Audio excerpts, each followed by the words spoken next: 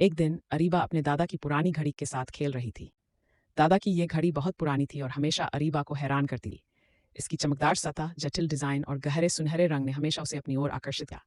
लेकिन उस दिन कुछ अजीब हुआ। जैसे ही अरीबा ने घड़ी की सुइयों को घुमाया, दोनों एक अलग समय में पहुंच गए। उनके चारों ओर एक प्राचीन काल का शहर था और लोग अजीब कपड़े पहने हुए थे। वे हैरानी से एक दूसरे को देख रहे थे। अरीबा और हसन को जल्दी समझ में आ गया कि वे अतीत में पहुंच चुके हैं और वापस जाने का एक ही रास्ता है, हर दौर की एक पहेली को हल करना। पहला दौर प्राचीन मिस्र का था। दोनों ने अपने चारों ओर ऊंचे पिरामिड और फिरौन की मूर्तियां देखी। हसन ने कहा, हमें यह पहेली हल करनी होगी ताकि हम अगले दौर में जा सके। उन्होंने ध्यान से देखा तो एक पत्थर की तख्ती पर कुछ अजीब चिन्ह बने हुए थे। अरीबा ने अपनी बुद्धिमत्ता का इस्तेमाल किया और उन्हें पढ़ने की कोशिश की। वे चिन्ह मिस्र की पुरानी भाषा में थे और हल करने के बाद तख्ती खुल गई और दोनों अचानक अगले दौर में पहुंच गए। ये दूसरा दौर मध्यकालीन युग का था, जहां किले और वीर योद्धाओं का राज था। दोनों ने खुद को एक किले के अंदर पाया जहां उन्हें एक गुप्त दरवाजा खोजना था। यह दरवाजा किले के नीचे छिपा हुआ था और वहां पहुंचने के लिए उन्हें एक पुराना कोड तोड़ना था। हसन ने दरवाजे के आसपास बने चित्रों को ध्यान से देखा और जल्दी ही कोड समझ गया। जैसे ही दरवाजा खुला, वे फिर से वक्त की रोशनी में गायब हो गए। अब वे भविष्य में पहुंच चुके थे। हर तरफ अजीब और अनोखी गाड़ियां